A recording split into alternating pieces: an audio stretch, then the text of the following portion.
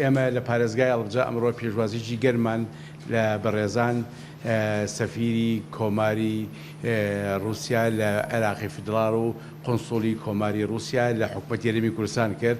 ئەوان لە سەردانەکەیانە بۆ هەرێم پێیان خۆش بوو سەردانی پارێزگای هەڵبجە و مۆنیمنتی هەڵبجە بکەن بۆ ئەو پەیوەندیە سیاسیە یا ئەو ئابووریە لە بواری ئاوەدانکردنەوە لە بواری ئەعمارە لەگەڵ هەرێمایەتی هیوامان خواست هەڵەبجەش بەشێکی هەبێت لەو بەندیا و سامێکی هەبێت لەو ئەعمار و ئاوەدانکردنەوە. Мы много слышали про Халабжу и трагедию. ئێمە زۆرمان گوێ لە هەڵەبجە بۆ باس دەنگ و باز بۆ دەربارەی هەڵەبجە دەربارەی و تراژیدیانی کە لەم شارەیە ڕوویداوە. هەر بۆیە لە یەکەمین دەرفەتە کە بۆمان هەڵکەوت توانیمان لەگەڵ بەڕێز قۆنسوڵی رووسیای فیدرال لە شاری هەولێر فێرکەوە سەردانی شاری هەڵەبجە بکەین. جارێکی تریش دوبارەیە کەمەوە کە ئێمە زۆرمان گوێ لێ بۆ دەربارەی قوربانیەکانی نەتەوەی کورد و بەتایبەتیش خەڵکی شاری هەڵەبجە.